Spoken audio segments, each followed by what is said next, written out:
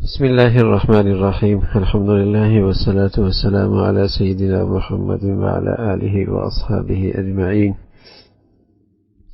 اما بعد، غزوہ تبوک کا سلسلہ چل رہا تھا. پیارے رسول صلی اللہ علیہ وسلم جب مدینہ واپس تشریف لائے تو سب سے پہلے مسجد میں تشریف لائے اور وہاں 2 رکعت نماز ادا کی. سبحان اللہ، اللہ کے نبی صلی اللہ علیہ وسلم مدینہ تشریف لاتے ہیں تو مسجد بناتے ہیں. کوئی مشکل پیش آتی ہے تو مسجد کی طرف دوڑتے ہیں. سفر سے واپس آتے ہیں تو مسجد تشریف لاتے ہیں. مسلمان کی زندگی اور مسجد یہ دونوں ساتھ ساتھ ہے. بن مسجد کے مسلمان کی ایمانی زندگی کا تصور کوئی نہیں ہے. بن مسجد کے مسلمان کی مسلمانی کا تصور کوئی نہیں ہے. اللہ کے نبی صلی اللہ علیہ وسلم مسجد تشریف لاتے ہیں اور امام الانبیاء ہیں، سید الکونین ہیں. اللہ کے بعد کوئی ہستی ہے تو محمد الرسول اللہ. دیکھیے تو صحیح نا کہ اللہ کے نبی کی زندگی اور مسجد کیا تعلق ہے. پھر مسجد ہی میں تشریف فرمائے ہوئے لوگ آنے لگے، ملنے لگے. کچھ وہ لوگ بھی آئے جو اس غزوے میں شریک نہیں تھے اور آپ کی خدمت میں حاضر ہو کر قسمیں کھا کر آپ علیہ الصلوۃ والسلام سے معذرت کرنے لگے.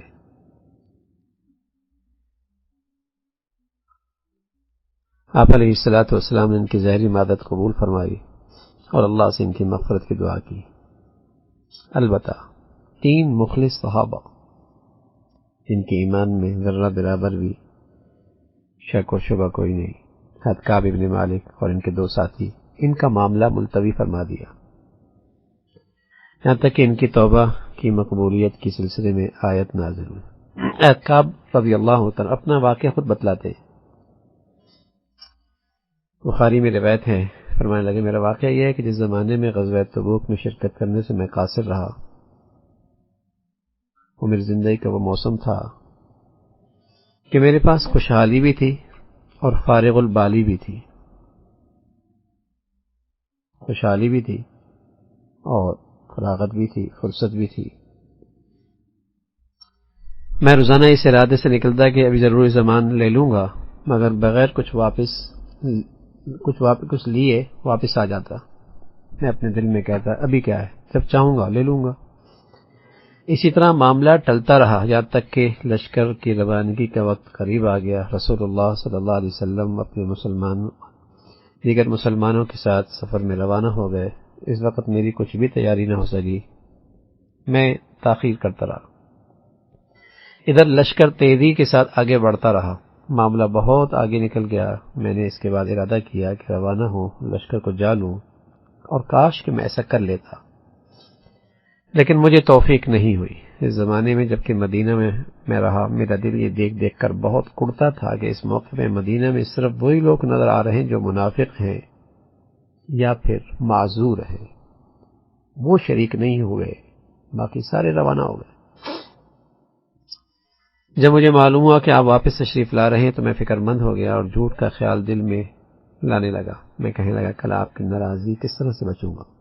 سوچ کے ایک بے چینی ہو رہی تھی کہ آپ کی ناراضی تو میں کیسے بچوں گا. اس سلسلے میں نے اپنے گھر کے ہر صاحب رائے سے مشورہ کیا، مگر جب مجھے معلوم ہوا کہ رسول اللہ صلی اللہ علیہ وسلم تشریف لا چکے ہیں تو جھوٹ بولنے کا خیال میرے دل سے نکل گیا. میں نے سچ بولنے کا تہیہ کر لی. کچھ بھی ہو جائے جھوٹ نہیں بولوں گا، سچائی سے کام لوں گا.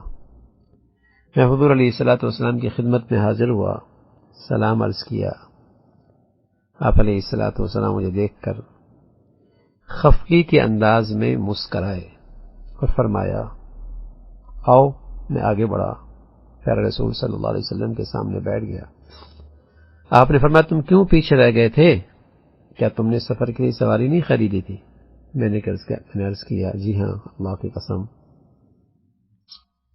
اگر میں آپ کے علاوہ کسی اور کے سامنے حاضر ہوتا تو ضرور کوئی نہ کوئی عذر بنا کر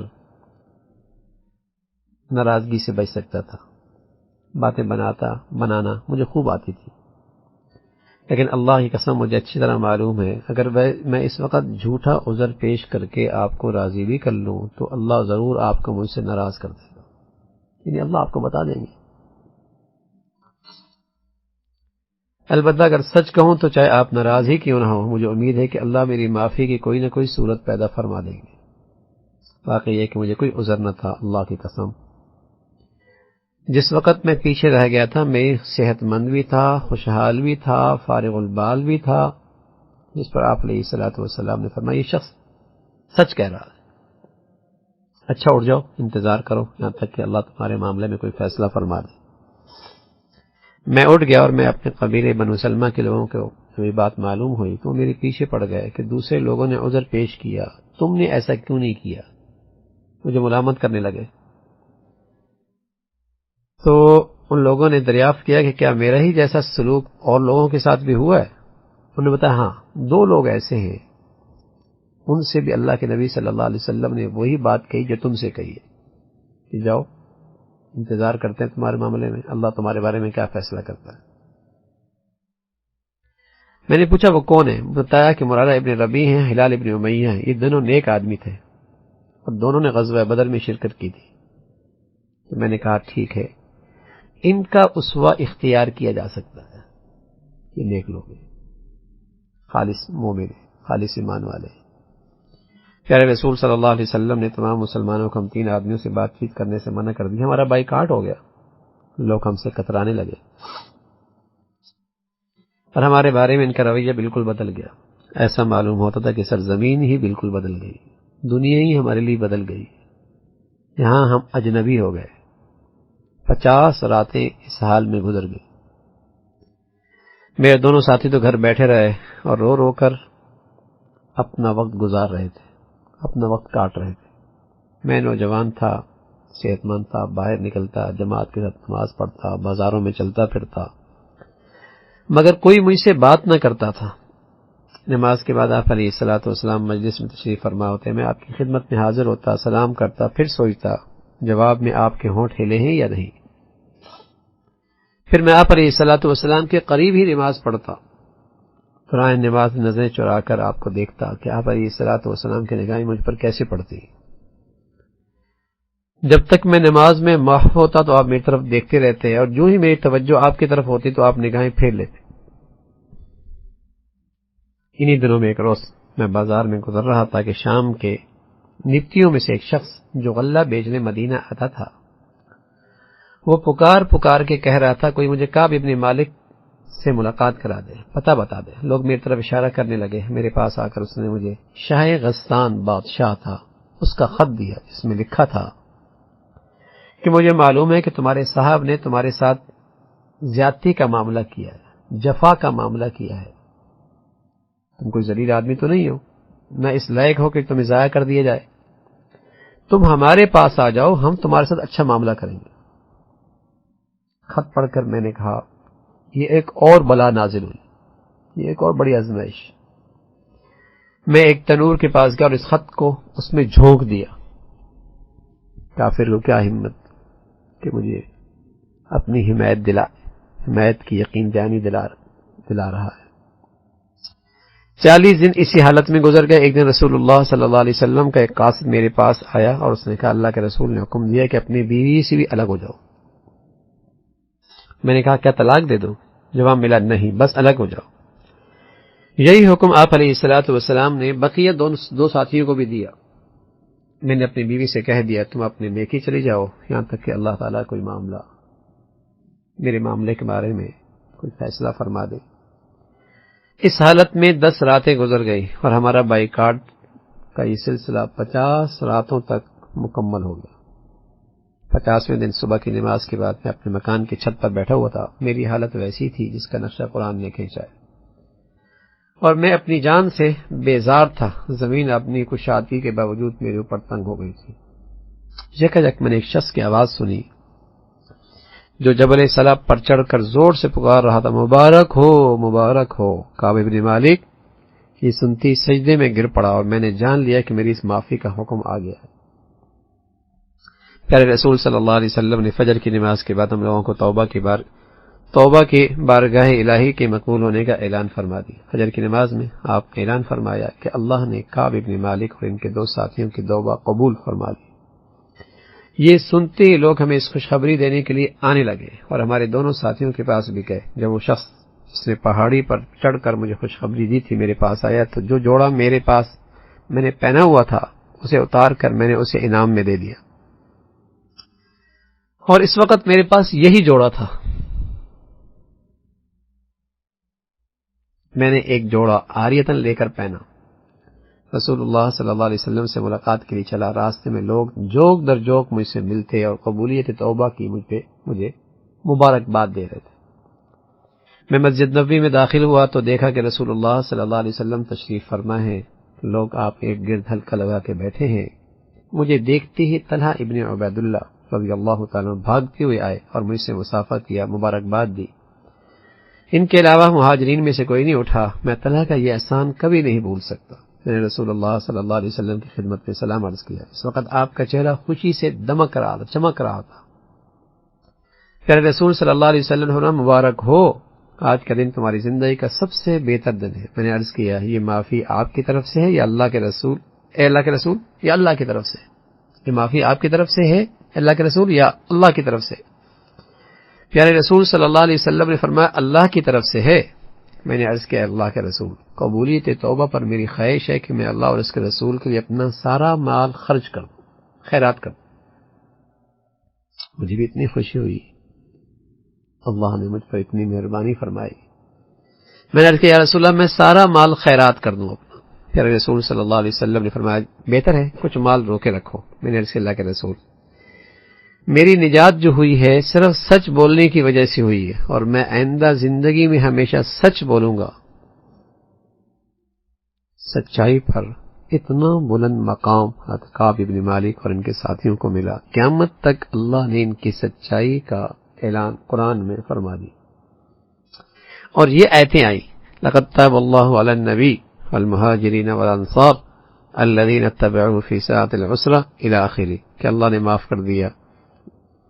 اللہ نے اپنی رحمت کے ساتھ توجہ فرمائی نبی پر اور مہاجرین اور انصار پر، جنہوں نے بڑی تنگی کے وقت میں نبی کا ساتھ دیا، اگرچہ ان میں سے کچھ لوگوں کے دل کجی کی طرف مائل ہو چکے تھے، مگر جب انہوں نے اس کجی کا اتباع نہ کیا بلکہ نبی کا ساتھ دیا تو اللہ نے انہیں معاف کر دیا۔ بے شک اس کا معاملہ ان لوگوں کے ساتھ شفقت اور مہربانی کا ہے۔ ان تینوں کو بھی اللہ نے معاف کر دیا جن کا معاملہ ملتوی کر دیا گیا تھا، جب زمین پر ساری وسعت کے باوجود ان پہ تنگ ہو گئی تھی اور ان کی اپنی جانیں ان پر بار ہونے لگی، اور انہوں نے جان لیا کہ اللہ سے بچنے کے لیے کوئی جائے پناہ نہیں، پناہ کی جگہ صرف اللہ کی دامن رحمت ہے، اس کے سوا کچھ نہیں۔ تو اللہ نے اپنی مہربانی سے ان کی طرف مہربانی فرمائی اور ان کی طرف پلٹ آئے، اللہ کی طرف وہ پلٹ آئے۔ یقین وہ بڑا معاف کرنے والا مہربان ہے۔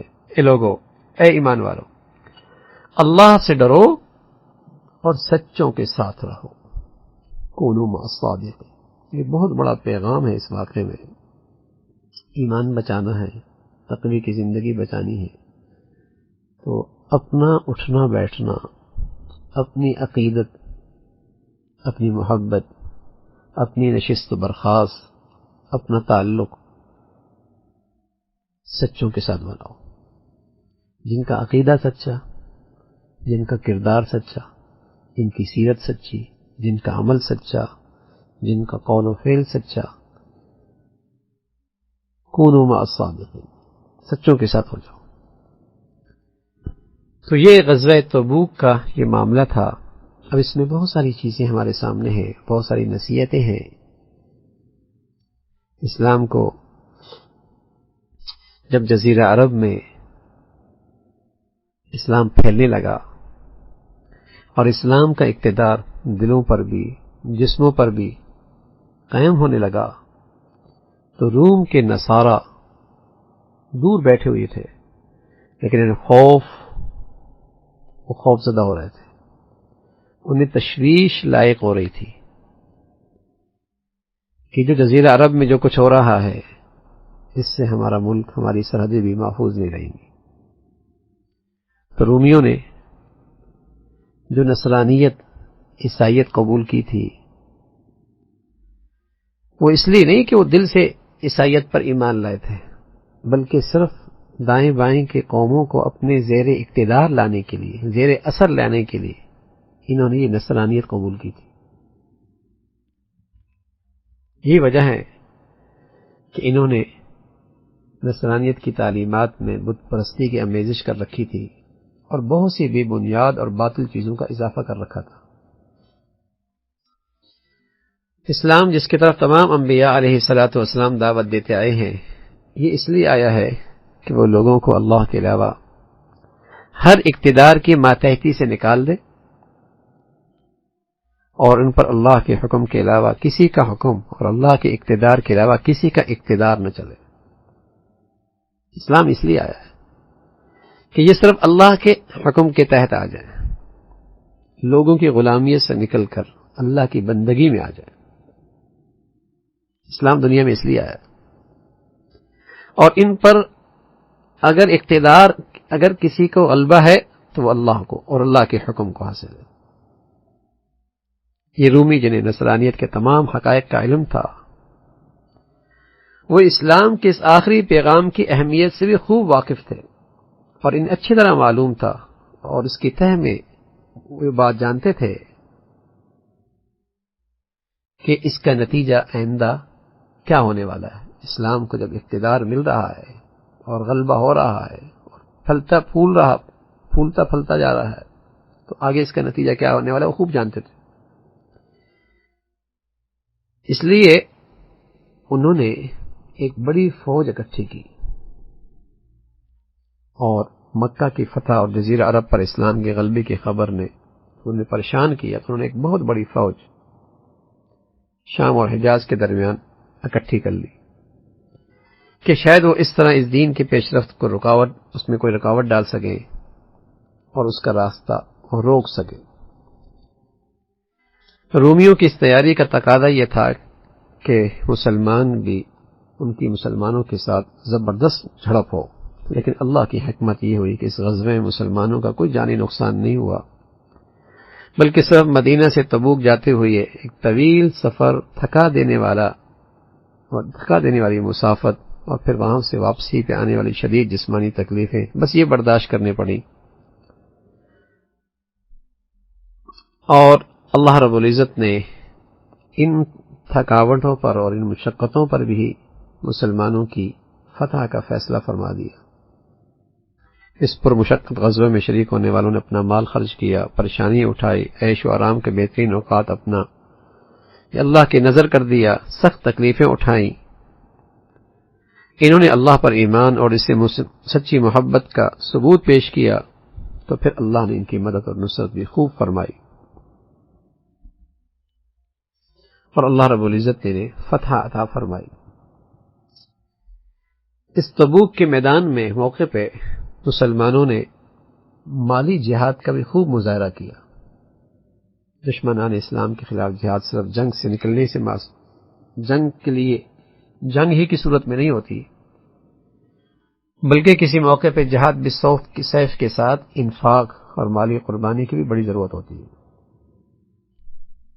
چنانچہ اس موقع پر عثمان رضی اللہ تعالیٰ عنہ نے 300 اونٹ کجاوے کے ساتھ اور 200 اوقیے چاندی کے اللہ کے نبی صلی اللہ علیہ وسلم کی خدمت میں پیش کیے، اور آپ علیہ الصلوۃ والسلام نے فرمایا، عثمان جو کچھ بھی تم کرو گے انہیں کوئی نقصان نہیں ہوگا، تمہیں کوئی نقصان نہیں ہوگا۔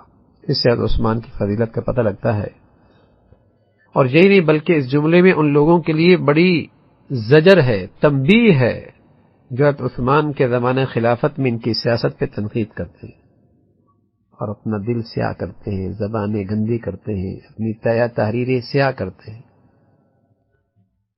عثمان کی شان میں گستاخی بیگانے تو کرتے کرتے کچھ اپنے نادانوں نے بھی اپنی کتابوں میں ایسی اول فول کہہ رکھا ہے کہ بڑی محرومی اور بدنصیبی ہے۔ صحابہ رضوان اللہ علیہم اجمعین، جن کے بارے میں مسلمانوں کا عقیدہ ہے کہ انبیاء علیہ الصلوۃ والسلام کے بعد اگر کوئی ہستی ہے تو وہ حضرات صحابہ ہیں، اور سارے کے سارے عادل ہیں، اللہ کے مقبول بندے ہیں، ان کے لیے اللہ نے رضا کا یعنی خوشخبری سنائی ہے، یہ اپنے ایمان میں، اپنے عمل میں، کردار میں سچے ہیں۔ تو حضرت عثمان کا تو بڑا مرتبہ ہے، اللہ کے نبی صلی اللہ علیہ وسلم نے ایک بیٹی دی اور پھر دوسری بیٹی دی، اور فرمایا دوسری کا بھی انتقال ہوا اور فرمایا عثمان میری 40 بیٹیاں ہوتی، ایک کے بعد دیگری انتقال ہوتا چلا جاتا، سب میں تیرے نکاح میں دیتا چلا جاتا۔ تو اس موقع پہ جو اللہ کے نبی صلی اللہ علیہ وسلم نے یہ فرمایا کہ عثمان جو کچھ بھی کرے انہیں کچھ نقصان نہیں ہوگا، تو ایسے لوگوں کے لیے بڑی تنبیہ ہے جو آپ کے زمانہ خلافت کے بارے میں تنقید کرتے ہیں اور اپنی زبانیں گندی کرتے ہیں، اور یہ اپنا آخرت خراب کرتے ہیں۔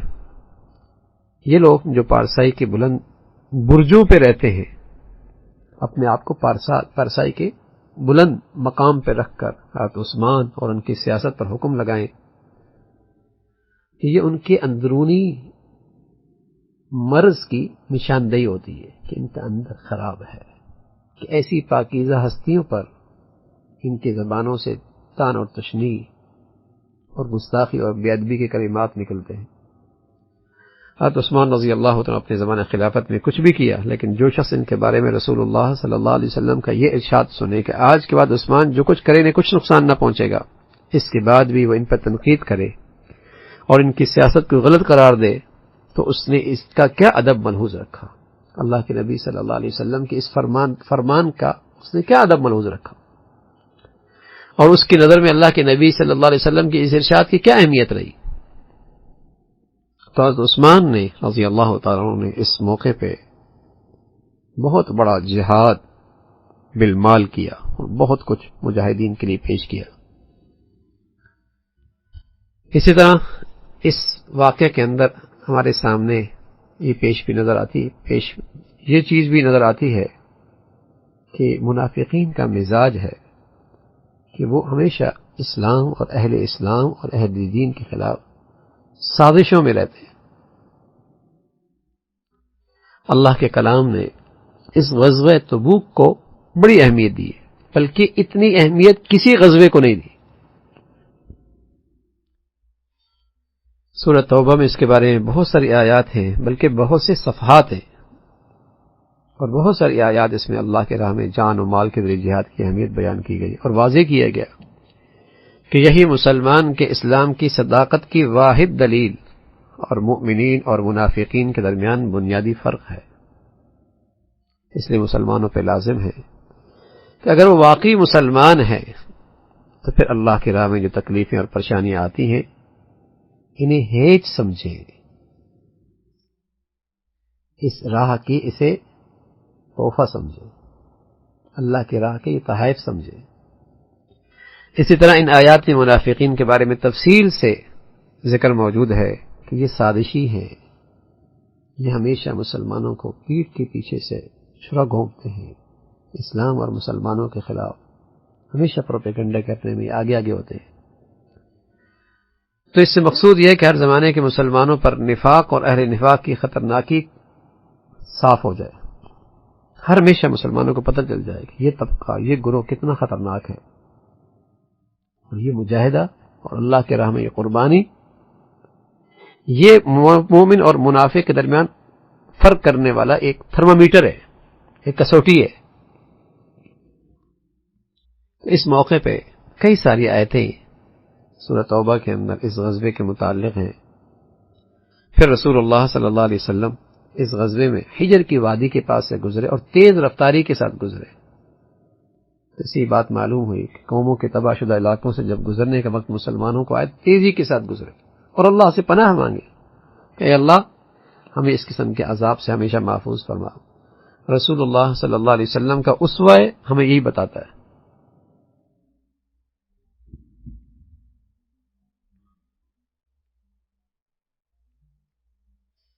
اس غزوے میں بہت سارے منافقین بھی شریک نہیں ہوئے اور کچھ دو چند مخلص مسلمان بھی شریک نہیں ہوئے، لیکن رسول اللہ صلی اللہ علیہ وسلم نے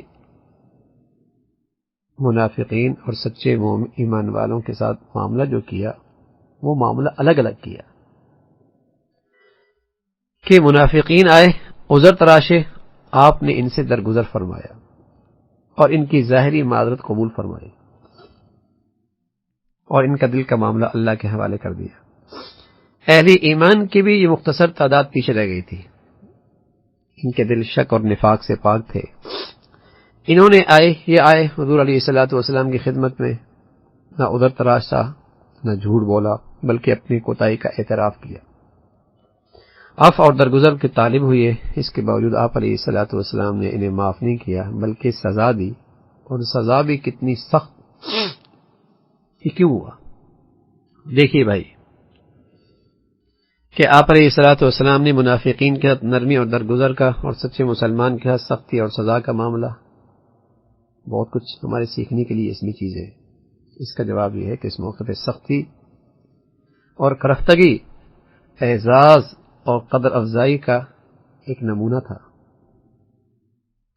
اور منافقین اس کے مستحق نہیں تھے۔ اپنوں کے ساتھ، پیاروں کے ساتھ بس اوقات ناراضگی کا اظہار ہوتا ہے، خفگی کا اظہار ہوتا ہے، اور یہ بھی ایک اعزاز کی شکل ہوتی ہے، یہ بھی قدر افزائی کی ایک صورت ہوتی ہے۔ ان کو تو اہمیت ہی نہیں دی، ٹھیک ہے جاؤ نشست میرے سامنے سے ہٹو، اور ظاہری طور پہ ان کا عذر قبول کر لیا۔ لیکن جو اپنے تھے ان کے ساتھ معاملہ کچھ اور ہے، اور پھر وہ کیسے اس کے مستحق ہوئے، سبحان اللہ، کہ قرآن آیات نازل ہو کر ان کی توبہ اور مغفرت کی خوشخبری سنائی۔ اور پھر یہ ایک منافقین کے بارے میں یہ طے شدہ ہے کہ وہ ہر حال میں کافر ہیں، اور وہ دنیا میں جن چیزوں کا دکھاوا کرتے ہیں ان میں سے کوئی بھی انہیں قیامت کے دن جہنم سے سب سے نچلے گڑھے سے نہیں نکال سکتی۔ اللہ رب العزت نے حکم دیا ہے کہ ہم انہیں ان کے ظاہری حال پر چھوڑ دیں اور ان کے ظاہر کو دیکھتے ہوئے دنیاوی احکام کا ان پر انطباق کریں۔ جب ان کے ساتھ ظاہری احکام اور معاملات روا رکھتے ہیں، جس طرح کہ وہ ہمارے سامنے اپنے احوال اور عقائد ظاہر پیش کرتے ہیں، تو ان کے عذروں کے باطن اور ان کے اقوال کی حقیقت جاننے کی کوشش کیوں کی جائے؟ بس جیسے انہوں نے ظاہری معاملہ پیش کیا، ہم بھی ان کا ظاہری معاملہ کرتے ہیں، باقی کفر کی سزا اللہ دینے والے۔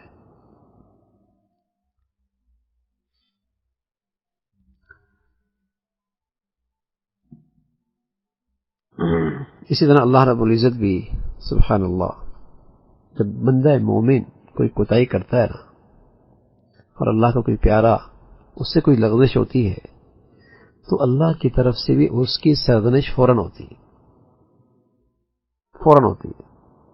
تاکہ وہ بیدار ہو جائے، ہوشیار ہو جائے۔ اور جس سے اللہ ناراض ہوتے ہیں اسے اللہ ڈھیل دے دیتے ہیں، اور ایک ہی مرتبہ پکڑتے ہیں۔ پھر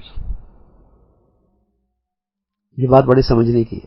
ایک شخص آیا حضور علیہ الصلوۃ والسلام کی خدمت میں، اور اس کی پیشانی سے خون آ رہا تھا، کہ یا رسول اللہ میری نظر ایک عورت پہ جم گئی، اور اسی حال میں چلتا رہا، آگے دیوار تھی، ٹکر لگ گئی، خون آ رہا ہے۔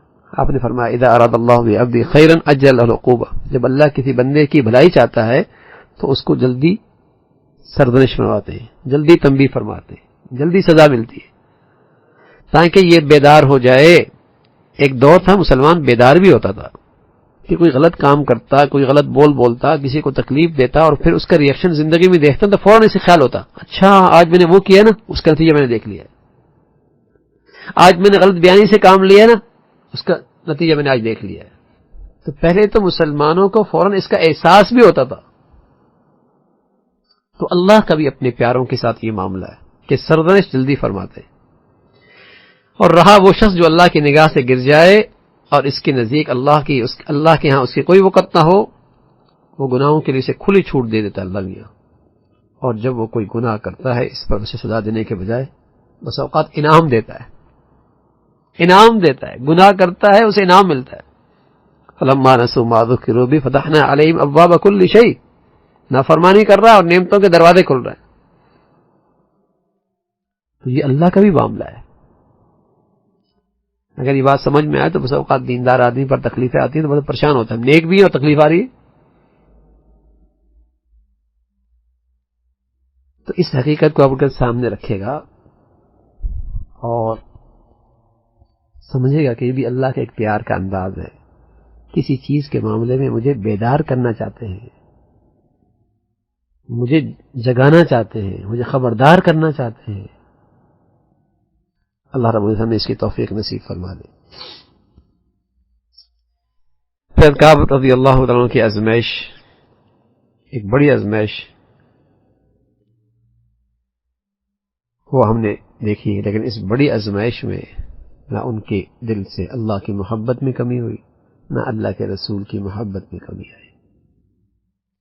نہ اللہ کی محبت میں کمی آئی، نہ رسول اللہ صلی اللہ علیہ وسلم سے محبت میں کمی آئی. سبحان اللہ. محبت جب سچی ہو نا، تو اگر محبوب کی طرف سے کچھ خفگی کا اظہار ہو اور کچھ سزا بھی ہو تو سچی محبت بڑھتی ہے، کم نہیں ہوتی. اور جہاں محبت مصنوعی ہوتی ہے وہاں فوراً شکوے شروع ہو جاتے ہیں. یار میرے ساتھ انہوں نے ایسا کیا، میرے ساتھ توجہ نہیں دی، مجھے بلایا نہیں، مجھے بٹھایا نہیں، میرا خیال نہیں رکھا. یہ محبت میں کھوٹا ہے، یہ مصنوعی محبت ہے. اور جب محبت سچی ہوتی ہے اور سامنے والے کی عقیدت ہوتی ہے اور محبت ہوتی ہے، سبحان اللہ، پھر وہ سمجھتا ہے کہ یہ میری کوئی تربیت ہوگی، اس سے میرا کوئی بھلا ہوگا، اس میں کوئی میرے لیے حکمت ہوگی، اس سے میری کوئی ترقی ہوگی. تو محبت میں کمی نہیں ہوتی، اضافہ ہوتا ہے. اس لیے کہ جب محبت اور عقیدت سچی ہوتی ہے تو بدگمانی جگہ نہیں لیتی دل میں، حسن ظن جگہ لیتی ہے. اللہ سے بھی حسن ظن ہوتا ہے، اور دنیا میں کسی سے محبت اور عقیدت اللہ کے لیے تو اس سے بھی حسن ظن میں اضافہ ہوتا ہے. لیکن جب یہ محبت میں کمی ہوتی ہے، عقیدت نہیں ہوتی، تو بندے تو اللہ سے بھی بدگمان ہو جاتے. تو اللہ کے بندوں سے بدگمانی تو اور آگے کی بات، بدگمانی بدگمانی. سبحان اللہ. یہ مخلص لوگ تھے، عقیدت اور محبت میں سچے تھے، ان کے ہاں نفاق اور ملاوٹ نہیں تھی. تو 50 دن گزرے، نہ محبت میں کمی، نہ تعلق میں کمی، نہ عقیدت میں کمی، اور پھر اللہ نے اعزاز دیا اور خوب دیا. قید کعب اور ان کے ساتھیوں کو اللہ رب العزت نے پروانہ دیا توبہ کی قبولیت کا. اور پھر آپ نے اس موقع پہ نظر مانا، فوراً جو ہے وہ اس کا اللہ کا شکر ادا کیا اور اپنی خواہش کا اظہار رسول اللہ صلی اللہ علیہ وسلم کی خدمت میں کیا. یا رسول اللہ، میرا جی چاہتا ہے کہ میں سارا مال خیرات کر دوں. تو آپ علیہ الصلوۃ والسلام نے جواب دیا، بہتر ہے کچھ مال رو کے رکھو،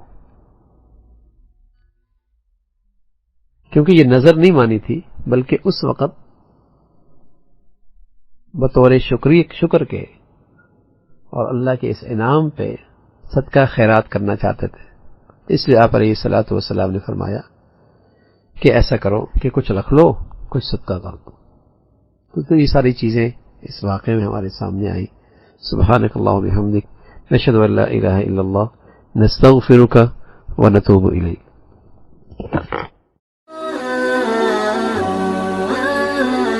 Thank you.